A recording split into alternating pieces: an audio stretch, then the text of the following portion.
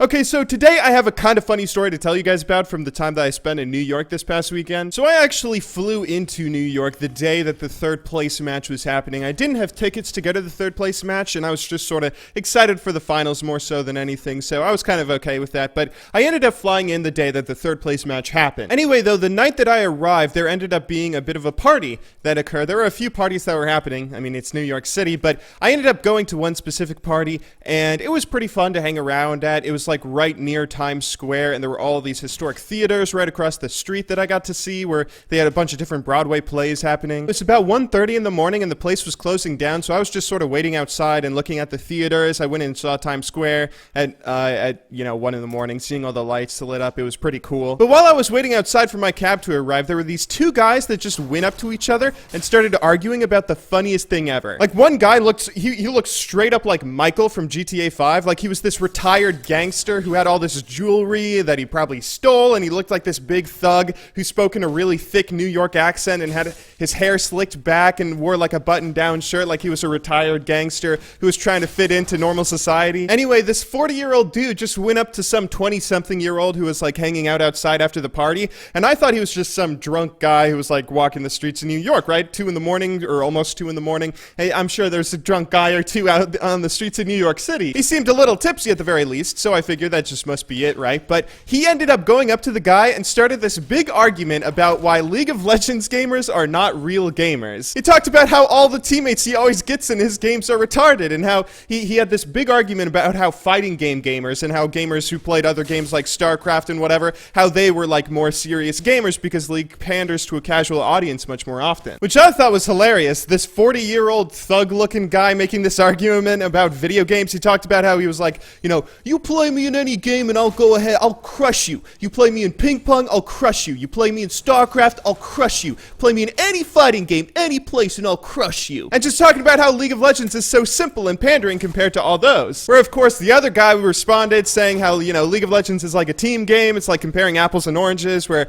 they might still be games, but you can't compare gamers who play one game to the gamers who play the other because they're different games, different experiences. It was like the most surreal experience to me seeing that happen at like 2 in the morning, but it did kind of get me thinking, because that is a pretty interesting point. When you have a game like League of Legends that is a little more friendly to a casual audience or a little more encouraging of casual play, you definitely get a pretty wide majority of other gamers that look down on the game because of it. It doesn't have to actually make the game any less hardcore by pandering to a casual audience. Like Smash Brothers is a perfect example of that. Smash Brothers is kind of considered a joke in the rest of the fighting game community. A lot of people don't view it as an actual fighting game because of how different it is, but also because of how it's very pandering to a casual audience, right? It's a game made by Nintendo. Nothing says casual like Nintendo. It wasn't a game designed to be a competitive game or any sort of serious fighting game. It just sort of happened as a beautiful accident that it had all this skill and all these techniques behind it that you could really string together, and after years and years of practice, you could be really good and pull off all these amazing plays, right? It wasn't really designed to be a competitive game, and because of that, a lot of people look down on it. I was actually kind of curious after taking my Uber home. I was wondering, like, I wonder what that guy actually thinks about Smash Brothers. Is it just sort of like a superficial thing? I mean, gamers can be just as superficial as any other person out there where they just sort of judge something by its cover. The guy was actually talking about this, that 40-year-old guy saying League of Legends gamers aren't real gamers or aren't as good as other gamers at video games. He was kind of saying how, like,